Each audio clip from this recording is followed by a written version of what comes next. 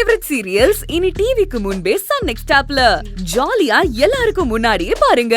இப்பவே Sun next ஆப்பை download பண்ணி சப்ஸ்கிரைப் பண்ணுங்க.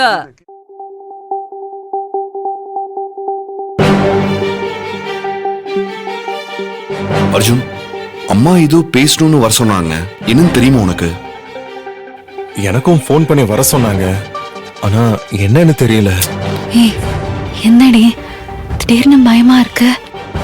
ஏதாவது புது பிரச்சனையா? இப்பெல்லாம் எதுவும் பிரச்சனை பண்ணாம அவங்க சைலண்டா இருக்கிறது தான் பயமா இருக்கு.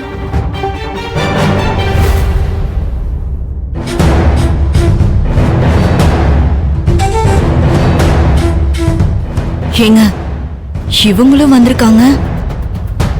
அக்கா ஏதோ முக்கியமான விஷயம் பேசணும்னு சொன்னாங்க. என்னன்னு தெரியல.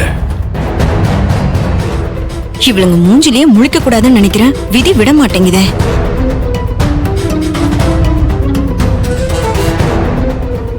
என்னடி இவளுங்களும் என்ன பார்த்து முறைக்கிறாளுங்க? நீ ஒன்னா உங்களுக்கு சலிச்சவ இல்லாமா? நீயும் விடாம முறைச்சுக்கிட்டே இரு.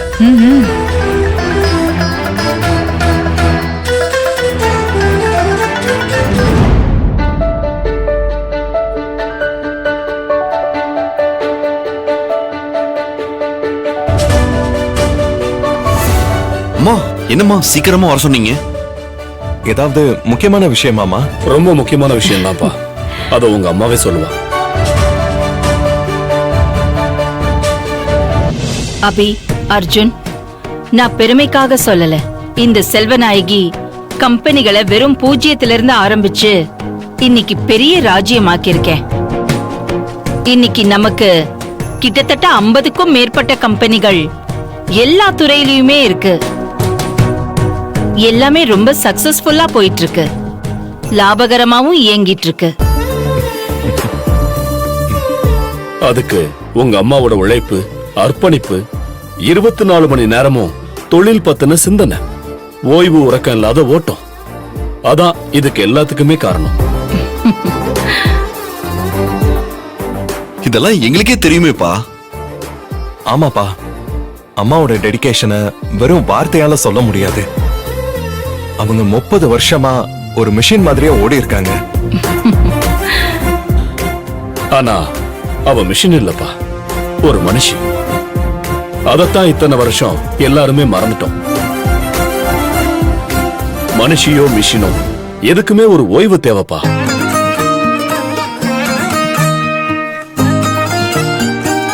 அதனால நானும் செல்வமும் சேர்ந்து பேசி ஒரு முடிவுக்கு வந்திருக்கோம்.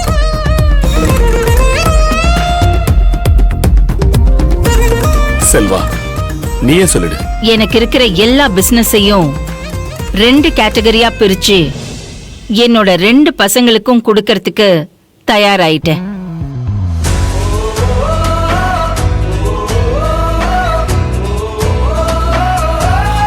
அம்மா, என்னம்மா இது? இப்படி ஒரு முடிவு?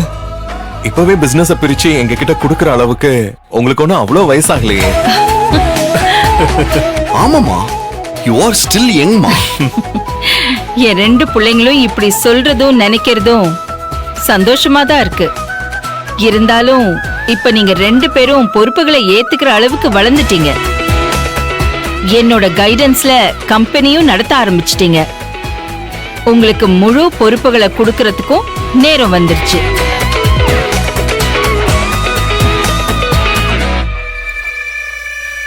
என்னம்மா தேவி, சத்யா, நீங்க 2 பேரும் என்ன நினைக்கிறீங்க? உங்களுக்கு ஓகே தானே? மாமா, என்ன கேட்டா அத்தை சரியான நேரத்துல கரெக்டான முடிவெடுத்திருக்காங்கன்னு தான் சொல்லுவேன். இவ்ளோ தைரியமான முடிவெடுக்கிறதே பெரிய சாதனை தான்.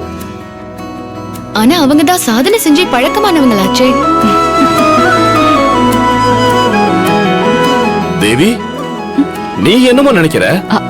நானா? என்னையா கேக்குறீங்க? அண்ணா, என்னண்ணா நீங்க இந்த விஷயத்தை எதுக்கு நீங்க இவகிட்ட கேட்டுட்டு இருக்கீங்க? அதானே, சத்யா கிட்ட கேட்டா ஒரு நியாயம் இருக்குமாமா. அவ ஒரு பிசினஸ் உமன். ஆனா தேவி... அத்தை, மாமா, தேவி நம்ம கம்பெனில வேலை செஞ்சிருக்கா. அவளுக்கும் நிறைய ஐடியாஸ் இருக்கு. இப்ப நாங்க ஃபேமிலி வேலை இருக்கிறதால பிசினஸ் பத்தி எதுவும் பேசுறது இல்ல. அபி, நான் சொல்ல வந்தது என்னன்னா, நீயும் அர்ஜுனும் இனிமே பிசினஸ பாத்துக்கங்க.